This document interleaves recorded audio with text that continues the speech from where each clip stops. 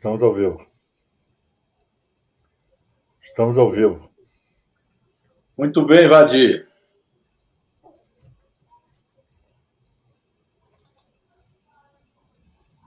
Bem, pessoal, um abraço a todos, né? Começar a nossa live aqui. Já presente aí o Vadir Damus, nosso deputado do Rio. Agora mesmo nós teremos ainda o Zaratini, de São Paulo, e o Pimenta, do Rio Grande do Sul. Eles vão atrasar um pouquinho, mas nós vamos começando a nossa live, né, Vadir? O pessoal já está entrando, compartilhando.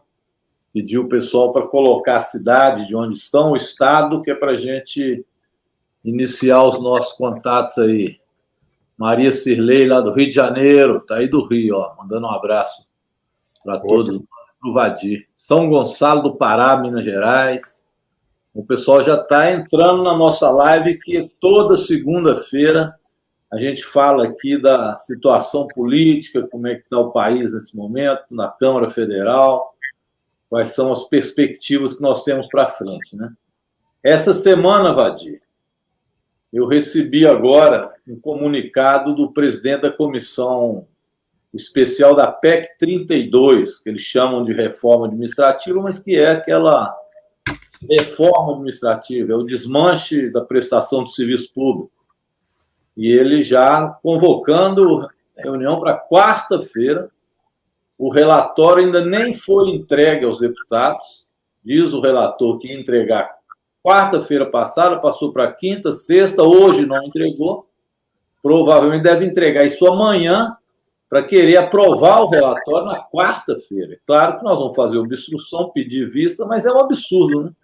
Um relatório de uma emenda deste tamanho, com a importância que tem, que estão modificando completamente o quadro de prestação de serviço público, passando para a iniciativa privada.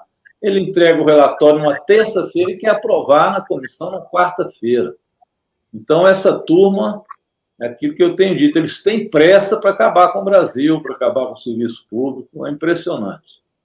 Então, Vadir, isso aí é um dos pontos, né, que nós vamos ter essa semana lá. A gente já vai para Brasília tenso. É sempre alguma notícia preocupante. E está lá ainda o presidente preparando o 7 de setembro, ameaçando de golpe. Continua, né?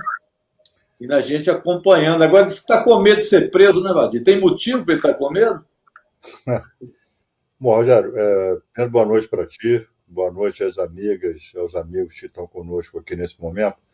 Rogério, em relação à pauta do Congresso, o Congresso Nacional, rapaz, há muito tempo foi capturado pela lógica neoliberal, né? Pela agenda neoliberal. E a agenda neoliberal pressupõe um processo legislativo sem debate, pressupõe um processo legislativo de aprovação dos projetos de interesse do ultraneoliberalismo, das classes dominantes, sem debate, sem discussão. E a pandemia, infelizmente, ela facilita isso por conta de o Congresso estar funcionando da maneira como está, né? Basicamente, sessões virtuais. Facilita a vida, facilita os intentos, facilita o Arthur Lira, né, de não querer debate sobre projetos que para eles são de crucial importância.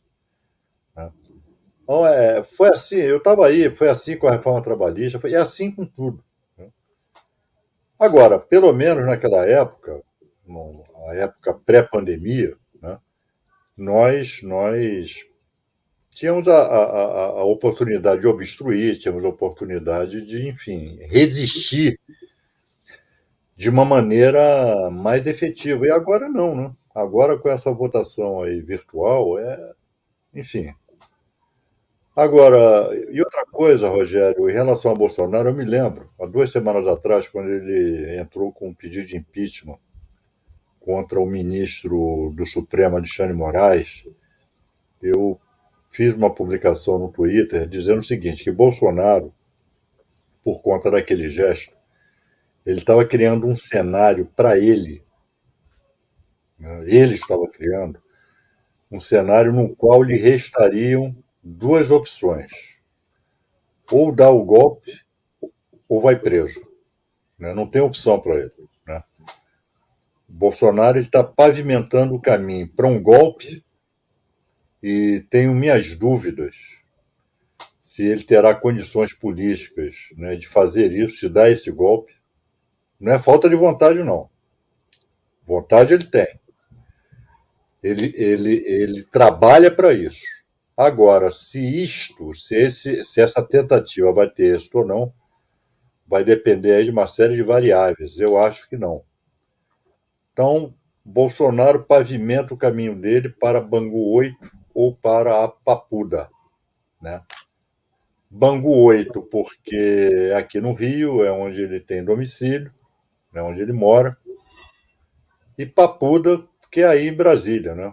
Eu não sei o momento da prisão dele, onde é que ele vai estar. Mas ele está pavimentando o caminho dele para a prisão. Dele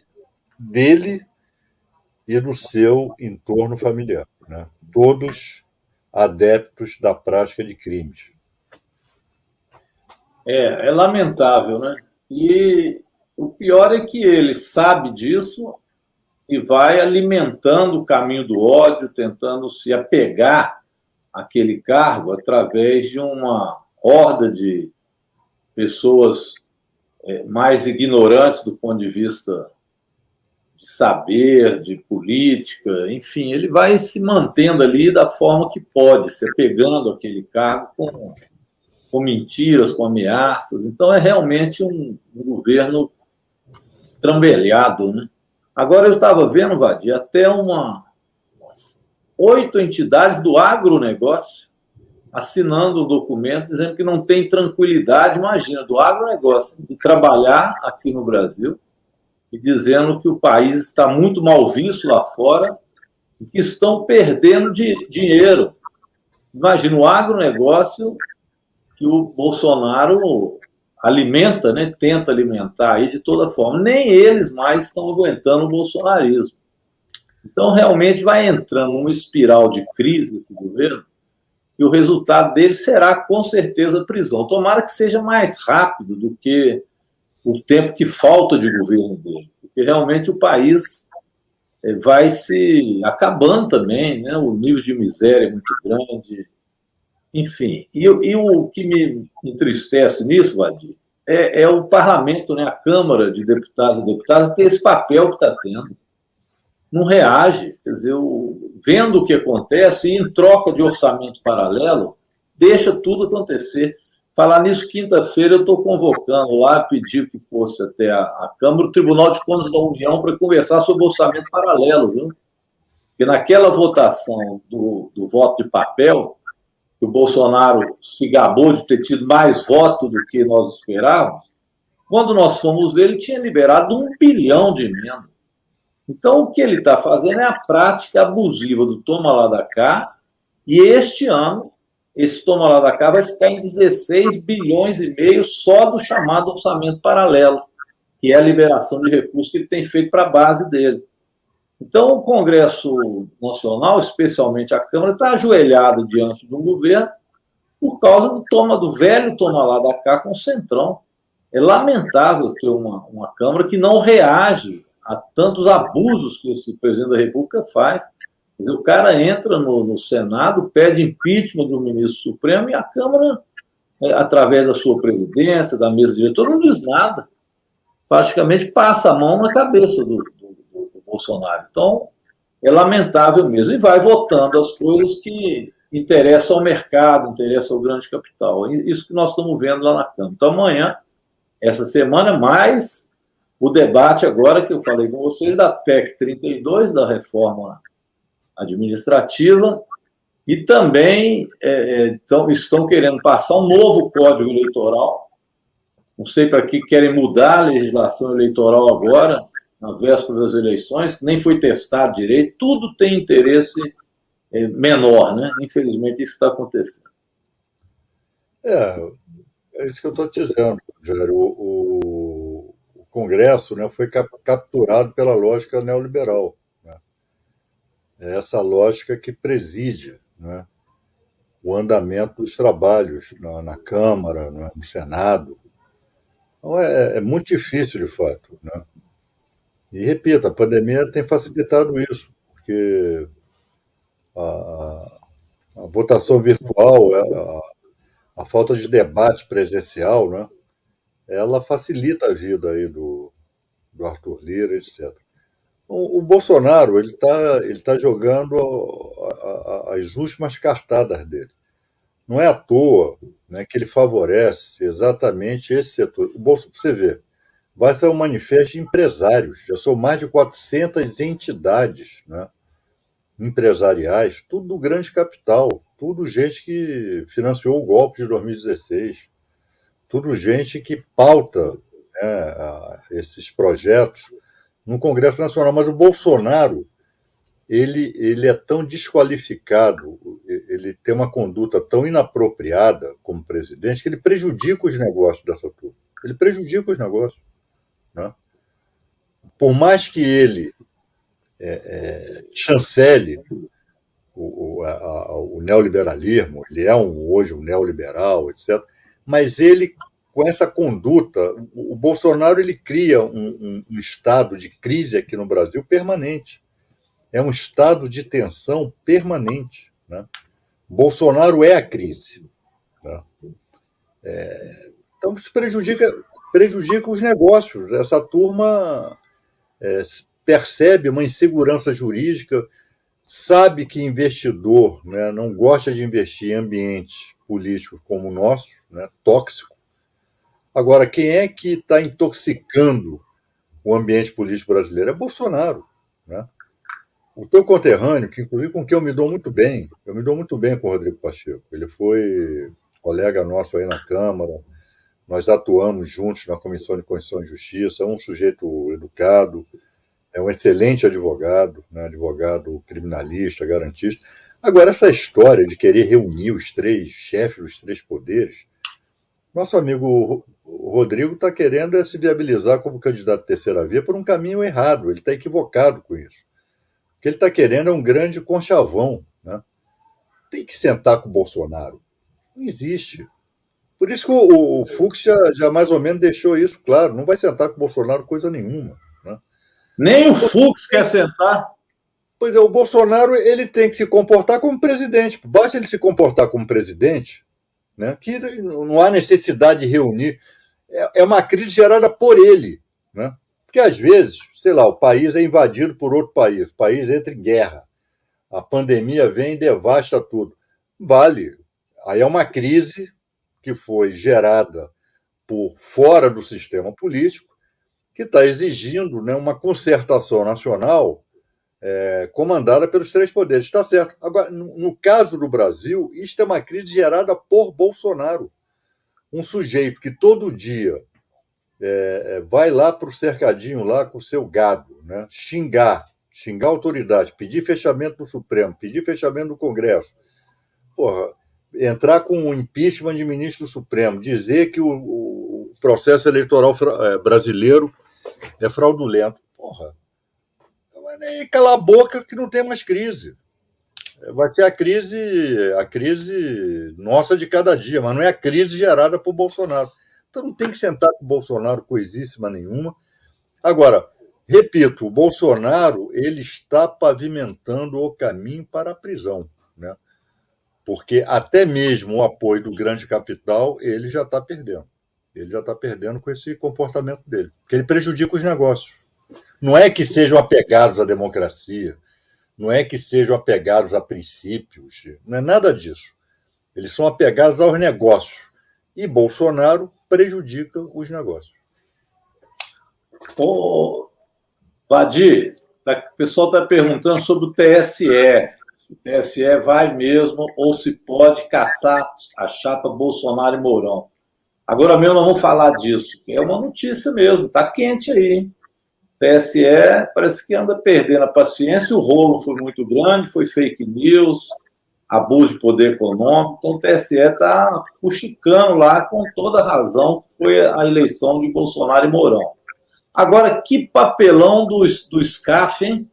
Da Fiesp. Que é isso? Anuncia que vai ter um documento, um manifesto dos empresários, banqueiros, que que já não aguentam o Bolsonaro, nem eles aguentam o Bolsonaro. Imagina o povo, né? Esses muito ricos não estão aguentando o governo Bolsonaro, imagina os pobres no Brasil como é que estão. E o Paulo Scaff, de repente, é desautorizado pelo Arthur Lira, que vai dizer, não tem documento não vai sair agora. Um vexame do Paulo Scaff, e o pior é que os próprios empresários se revoltaram com o Arthur Lira e com o Scaff, diz que o documento está saindo, afinal de contas. Mas é um documento que critica o governo Bolsonaro por essa instabilidade, porque ele consegue fazer até isso, que essa instabilidade seja uma coisa permanente no Brasil. Ele gera crise atrás de crise. Então, mesmo alguns setores do capital já não suportam o Bolsonaro. Embora, o Vadir, eu acho que está por trás disso também, é que ele sabe que, do jeito que está indo, a eleição do Lula é a maior das possibilidades. É o Lula ser eleito pelo povo brasileiro. E eles ficam, então, vendo que o Bolsonaro não consegue fazer esse enfrentamento ao Lula e querem também apressar a saída do Bolsonaro para ver se arruma a terceira via. Agora, essa terceira via que eles ficam querendo costurar nunca parece um nome forte, né? Fica aí esse pessoal cheio de mimimi também, diz que me disse, querendo o mesmo projeto. Então, eu acho que, de fato, há muito medo deles também do Lula. Então, esse papelão do Scaff hoje fica aí na conta de mais uma pichotada aí dessas elites brasileiras, né?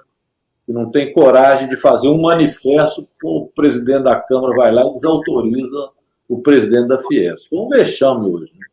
Ô, Rogério, esse Paulo Scaff, ele sequer é empresário, esse sujeito. Qual é a empresa dele? Me diz aí, qual é a empresa dele? O sujeito sequer é empresário. A Fiesp é um cartório. Esse sujeito ele não tem o reconhecimento do empresariado nacional. Agora, passaram por cima dele nesse conchavo que ele tentou fazer com o Arthur Lira. Agora,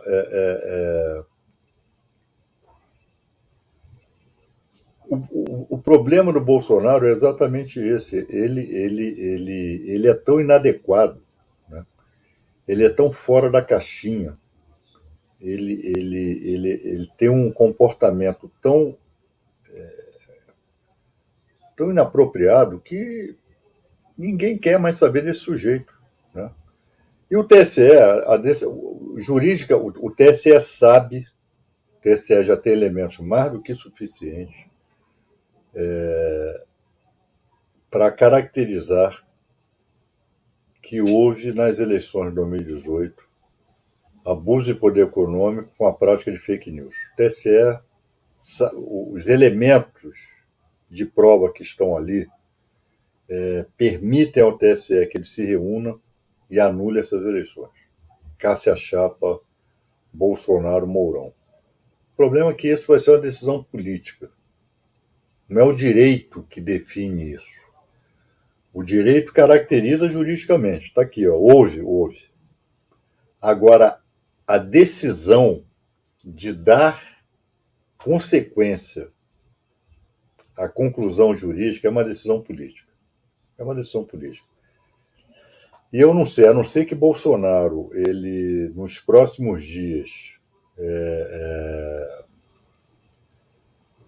ele aprofunde esses ataques ao processo eleitoral e continue com essa conduta dele de ataque, sobretudo ao Poder Judiciário, o TSE pode pautar isso e acabar com ele de uma vez por todas.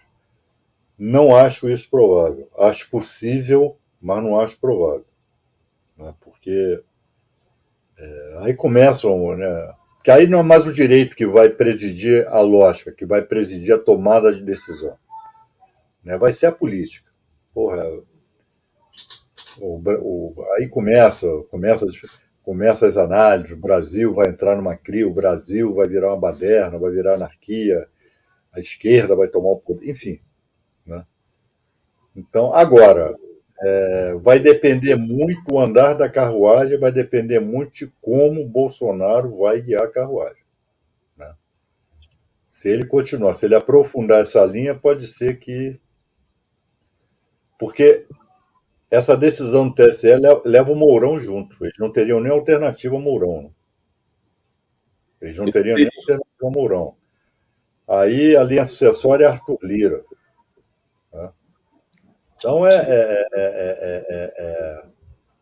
uma decisão, né, que não é o direito que vai presidir essa tomada de decisão. Vai ser uma decisão política, né, que eu não acredito que eles vão tomar.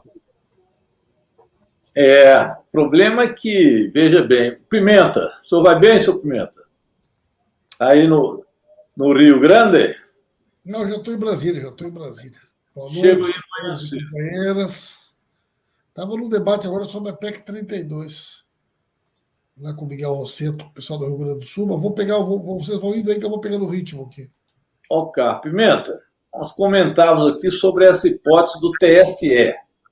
Porque uma coisa vai ficando claro, né? O país não aguenta mais Bolsonaro. Quando a gente fala o país, fica parecendo algo genérico. Mas o povo pobre, trabalhador, já desistiu desse Bolsonaro, já não quer saber dele há muito tempo. Basta olhar as pesquisas de opinião pública, a gente vê que o Bolsonaro vai só caindo a sua aprovação, e entre os mais pobres nem se fala. Com a saída do Lula ao Nordeste, ficou muito claro, né? O povo nordestino louco para o Lula voltar. E agora até a Fiesp, um banqueiro, fazendo documento, agronegócio, fazendo documento dizendo da instabilidade do país, que Bolsonaro não consegue fazer nem que o país funcione, nem que eles trabalhem. Até os empresários com chororô contra o Bolsonaro agora. Então, algum tipo de saída o Brasil está precisando de ter. Agora, a bola da vez parece ser o TSE, que está olhando essa chapa. Já que o Arthur Lira não abre o processo de impeachment, que era o caminho mais correto, né? Abrir logo para ver os crimes de responsabilidade do Bolsonaro para que ele seja julgado. Agora tem essa alternativa do TSE. Então, nós estávamos aqui especulando se é possível o TSE tomar uma atitude dessa e como é que isso se daria caso acontecesse.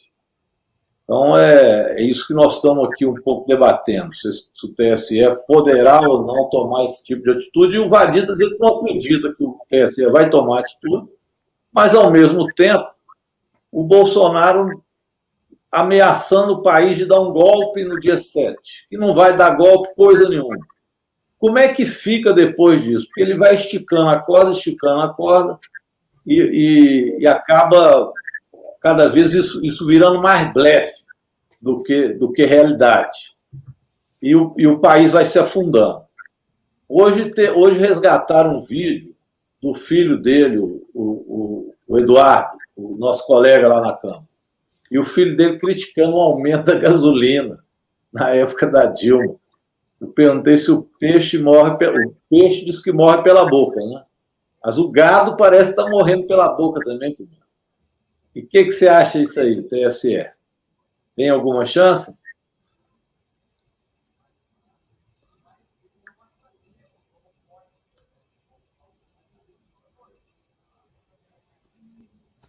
Vai aí, Vadir, vai tu. Não, o que eu disse aqui, né, antes de chegar, elementos para caçar a chapa, o TSE já tem. No direito, essa questão está resolvida.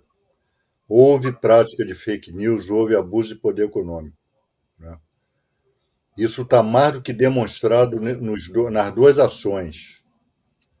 Agora, a decisão de botar para julgar e julgar procedente essas ações, que significariam anular as eleições e caçar a chapa Bolsonaro-Mourão, vai ser uma decisão política, que eu não sei se o TSE vai ter peito para levar à frente. Vai depender muito do comportamento. O entorno do Bolsonaro está preocupado com isso. Né? Já chegaram nele e pediram, olha só, você tem que se acalmar, cara. Daqui a pouco a gente vai entrar pelo cano aqui com essa tua conduta. Porque se ele continuar nesse diapasão, né, de agressão, sobretudo ao Poder Judiciário, pode viabilizar, de fato, uma tomada de decisão do TSE cassando a chapa. Agora, em condições normais de temperatura e pressão, não acredito que o TSE faça isso. Vai depender muito do ambiente político nos próximos dias, né? Agora, no direito, repito, no direito, isso já está resolvido. Houve prática de fake news, houve abuso de poder econômico. Agora, a decisão vai ser uma decisão política, não vai ser meramente jurídica. Eu acho que... Qual é a tendência, eu acho? Né? Primeiro, as elites, elas só vão... As elites só vão abrir mão do Bolsonaro se elas conseguirem construir uma alternativa. Ter a viabilidade. Eu não acredito que as elites descartariam o Bolsonaro sem ter uma alternativa. Por quê? Porque o golpe foi dado para isso. O golpe foi dado para tirar a Dilma. O golpe foi dado para tirar o PT. Aí o que faria o que agora? Vão simplesmente... Então, qual é o sonho hoje da Globo? E o Mourão iria junto, né? E o Mourão iria junto. Qual é o sonho da Globo hoje? O sonho da Globo é viabilizar uma terceira via. E vão fazer todo o esforço nesse sentido. O mercado, toda essa movimentação da FEBRABAN, da Fiesp, o quê? Chega de briga. Chega de conflito. Agora, se o Bolsonaro, num determinado momento, for um empecilho para poder viabilizar uma alternativa, bom, eles podem entregar para o Mourão concluir o mandato. Né? Então, assim, eu não vejo as elites se livrando do Bolsonaro porque tem outra pauta econômica, porque tem... Não é isso. Até porque a pauta deles é muito parecida. Né? Agora, o Bolsonaro, ele flerta no limite. Né? Por exemplo, essa questão do dia 7. A depender do que acontecer, pode desencadear uma postura do Poder Judiciário, de alguma coisa, né? Que leve, por exemplo, o Centrão a chegar à conclusão que eles têm que se livrar do cara. Né? Então, eu acho que o cenário da estratégia da direita é uma estratégia que está em aberto. Né? E agora, o que nós precisamos? Nós precisamos fortalecer cada vez mais a nossa alternativa e ampliá-la. Né? Mas não vamos achar que a direita, que essa turma que deu o golpe, vai descartar o Bolsonaro sem ter pelo menos uma alternativa competitiva. Pelo menos é dessa forma que eu vejo. Sem dúvida. Agora estão apertados, né? Porque no meio dessa história toda tem o Lula.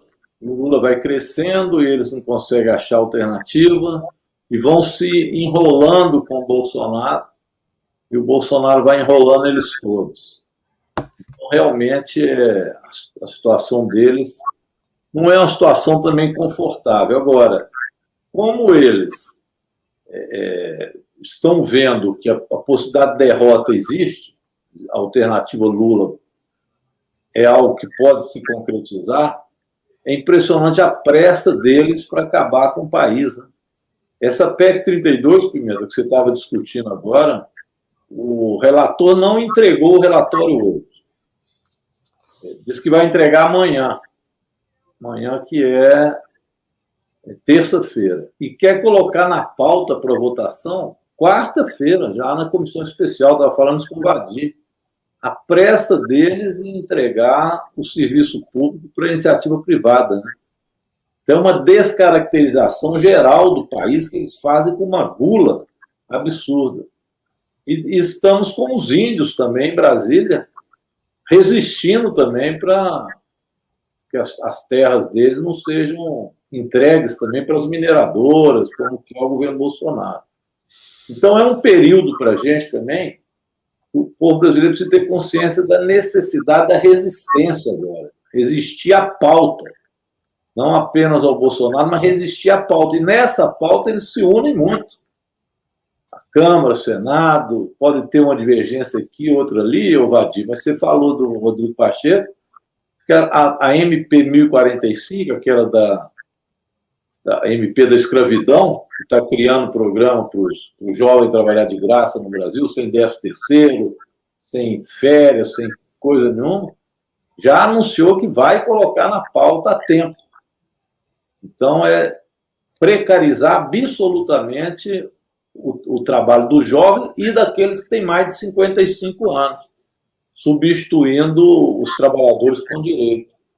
Então, essa unidade deles nessa pauta conservadora é que nós precisamos também ter um caminho de resistência grande. Né?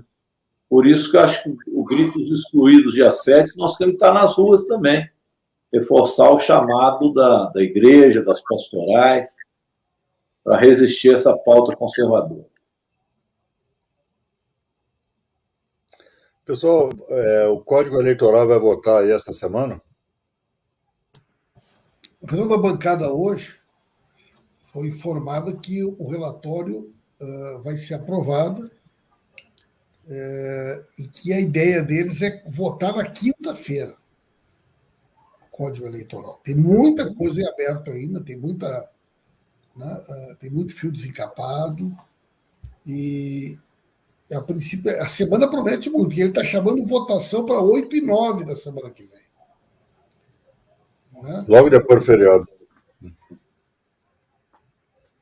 Então vai ter muita coisa para ser votada aí nos próximos dias.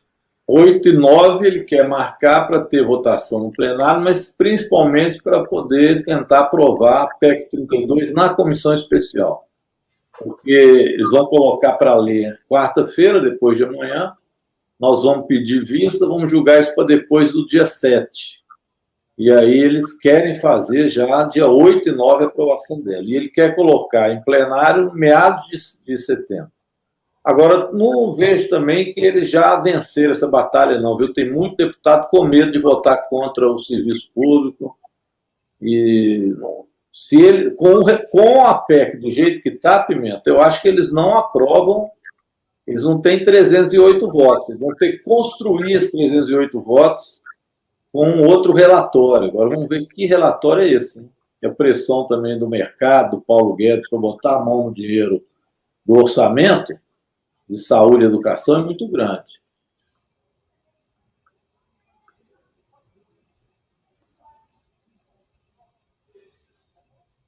Mas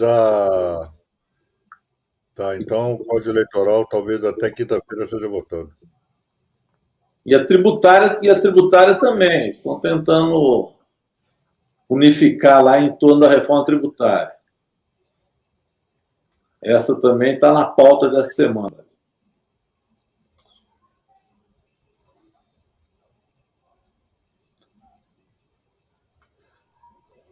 Tá, vocês estão vendo aí como é que os jornais estão tratando, né, os processos do presidente Lula, né? Ele é um condenado sem condenação. Ele continua sendo tratado como condenado, embora não tenha condenação. Isso é algo que tem que ser enfrentado. Por isso que eu digo, o lavajatismo continua atuando, né, sem a Lava Jato. Isso vai ser algo muito batido nas eleições. Lula não foi absolvido pelo Poder Judiciário. O Poder Judiciário não julgou o mérito. Né? Porra, e daí? Né? Nós temos que estar preparados para esse debate. Porque jogam muito com a ignorância da maioria da população nessas questões de direito. Né?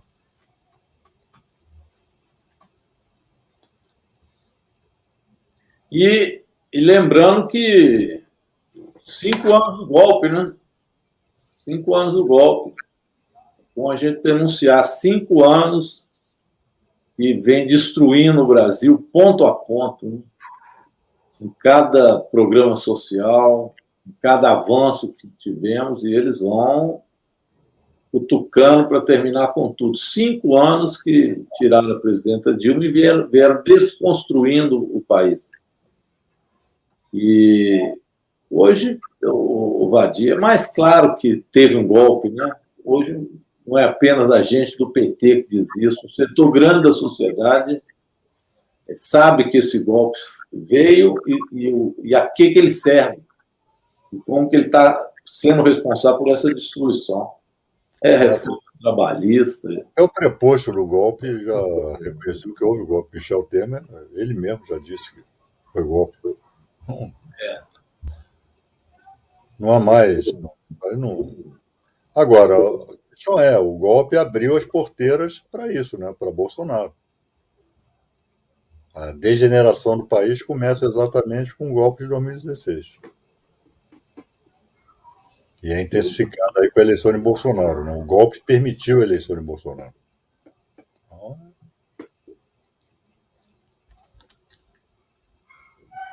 Muito bem.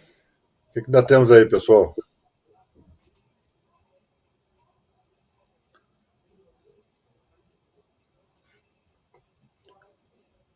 Eu entrei aqui com o ônibus andando, vocês que estão no comando aí do processo. Bora, o ato do dia 7. Dia 7, né? Juiz garantiu a manifestação contra Bolsonaro. E o Dória já anunciou que não vai recorrer. Agora, o comportamento do Dória também é de uma burrice, rapaz, porque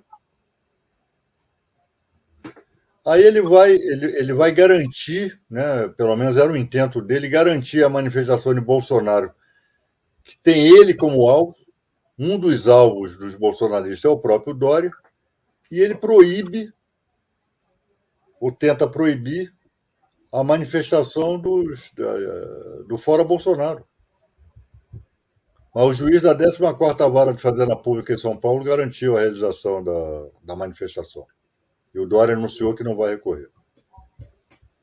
Eu acho que tem gente nossa, com muita ponderação, não estou aqui, com muita ponderação, que tem argumentos, não é? Que acho que nós não deveríamos ir para a rua dia 7, porque vai ser fazer o jogo do Bolsonaro. Né? É um confronto inevitável e que isso vai dar o argumento que o Bolsonaro quer para repressão violenta, para intervenção, enfim. O que vocês acham disso? Eu acho que a gente tem que ir para a rua. A gente não pode deixar as ruas livres para eles, não. Bem, aqui está marcado para 10 horas da manhã na Praça da Liberdade.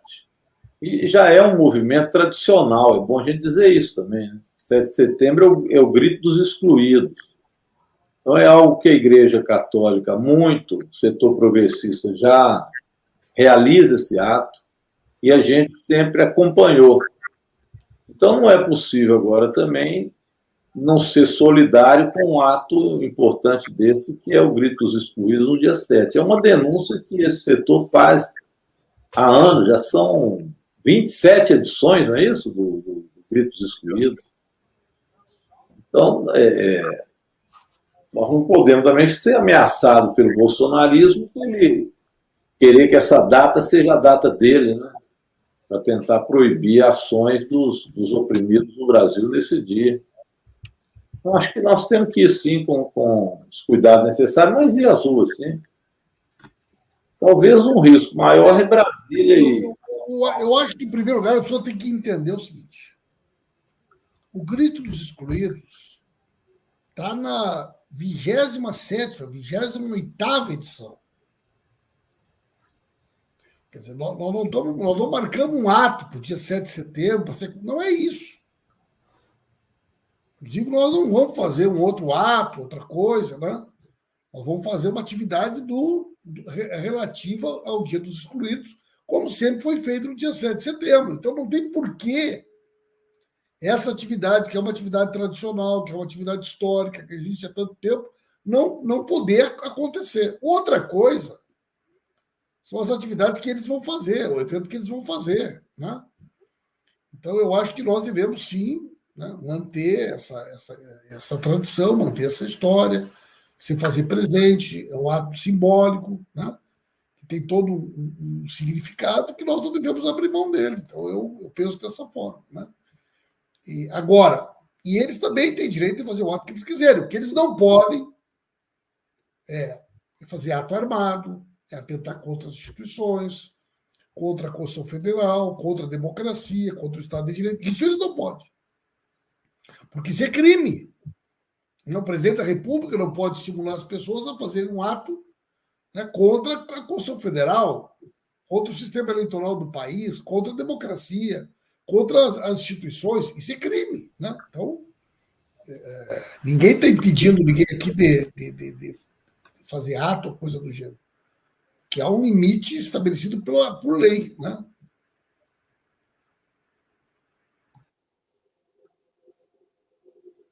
É isso. E numa hora necessária, né? Porque com a política bolsonarista tem se aumentado a fome, a carestia. Então, o grito dos excluídos se justifica esse ano até como denúncia do que está acontecendo com o setor mais pobre do povo brasileiro. Acho que nós temos que ir, sim. Acho que é ir às ruas, fazer o ato, protestar contra o governo Bolsonaro, acumular também para uma pauta mais avançada da sociedade. Aqui em Minas é isso. Vamos fazer às 10 horas da manhã na Praça da Liberdade, já marcado. E agregar outras bandeiras, né? Essa PEC 32, esse absurdo dessa reforma administrativa. Então, acho que tem que ter um protesto.